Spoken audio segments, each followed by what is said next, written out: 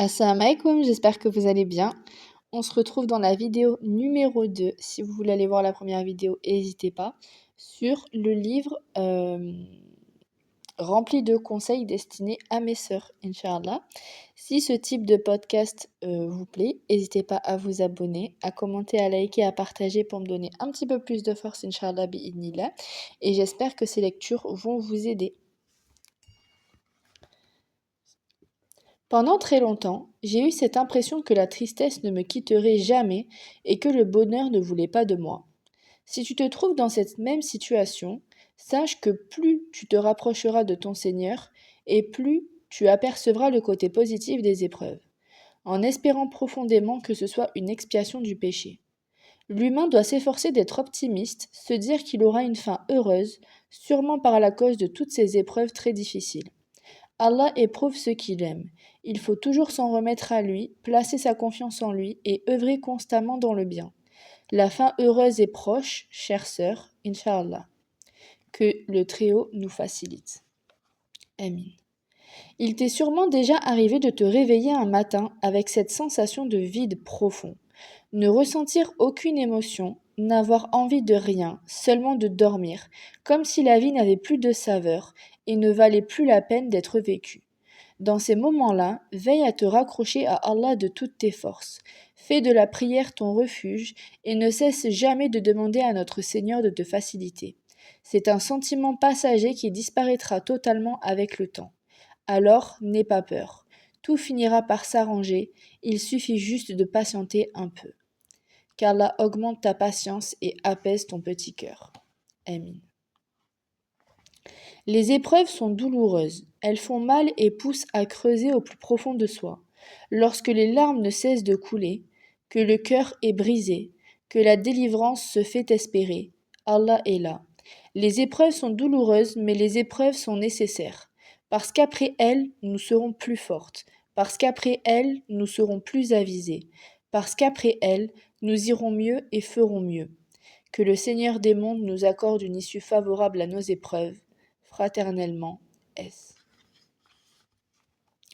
Que le très miséricordieux apaise tes plus profondes blessures et qu'il en fasse une force pour ton âme afin de surmonter les épreuves. Amin. Ma douce sœur, toi qui cherches à te marier, sache qu'il est important de bien choisir son partenaire. Choisir la personne qui sera la plus apte à t'écouter, à te comprendre, à subvenir à tes besoins et à te pousser vers le haut sur tous les points de la vie. Que cette personne ne souhaite que t'aider à te rapprocher d'Allah, ensemble vers le chemin du paradis.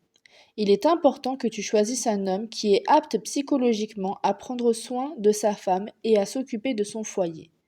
Un homme qui a le sens des responsabilités, mature et sérieux. Sois consciente que se marier n'est pas un jeu. Tout ton futur en dépend, puisqu'un foyer va se construire suite à cela. Se marier, c'est se donner totalement à cette personne qui va désormais partager ta vie. Pour nous les femmes, le mari est celui qui va reprendre cette éducation religieuse, celui sur qui nous allons désormais nous reposer, celui qui va nous conseiller et nous cajoler. Il sera un des piliers de notre vie, ainsi que de notre foyer. Choisis l'homme pieux, car si Allah est présent dans son cœur, il veillera toujours à remplir ses devoirs envers toi, comme toi envers lui. Qu'Allah t'accorde une moitié pieuse, qui sera une cause de ton entrée au paradis. Amin. Ne délaisse pas le mariage, ô douce sœur. Il se peut que certaines personnes de ton entourage aient vécu de mauvaises expériences. C'est tout simplement le destin et il faut l'accepter. Le mariage a des bienfaits indénombrables. Parmi eux, le repos, l'apaisement auprès de sa moitié et l'éloignement des tentations et des interdits. Lance-toi et ne crains rien tant que tu places ta confiance en lui. Il veillera à t'accorder ce qu'il y a de mieux pour toi. Tout ce qui en découle sera pour ton bien, même si parfois ce qui se passe nous déplaît, il y a toujours un bien derrière, n'en doute jamais. Qu'Allah te facilite le mariage. Amin. Pour toi, ma sœur épouse, les difficultés qui surviennent au cours du mariage sont totalement normales. Lorsque l'on se marie, chacun doit avoir cette maturité de se dire qu'on passera au-dessus des défauts de notre conjoint. Il faut parfois accepter de passer par des malentendus, des disputes et des différences. Cependant, il faut veiller à garder en tête le bien qui découle du mariage et faire abstraction de ce qui est mauvais. À partir du moment où ton conjoint adopte un bon comportement la quasi-totalité du temps, montre-toi patiente et endurante. Le mariage n'est pas une chose simple. Il se peut que des doutes surviennent et parfois même des regrets, mais on finit toujours par se sentir heureuse et reconnaissante. Le mariage parfait n'existe pas. Tous les couples passent par des moments difficiles. Le plus important est d'en sortir plus forte et d'être consciente que ces épreuves sont un bienfait afin de renforcer le lien qui unit les amoureux et d'éprouver de la gratitude envers le Seigneur pour s'être trouvés. Car là nous facilite le mariage et apaise nos relations. Amen. Tu aimes être seul, mais te sentir seul te rend profondément triste. Il est certes très important d'avoir une personne dans sa vie qui veille réellement à t'écouter. Se décharger par la parole est une nécessité. Bien évidemment, Allah est constamment avec nous, mais l'être humain n'est pas fait pour vivre éternellement seul. Patience et espoir. Un jour, il t'accordera cette personne qui sera une cause d'apaisement dans cette vie d'ici-bas. Il t'accordera cette âme qui veillera à te faciliter tes épreuves par sa volonté. Remettant complètement à lui, il exaucera tes souhaits, Inch'Allah. Qu'Allah te l'accorde. Amin. Sache qu'aucune blessure n'est irréparable.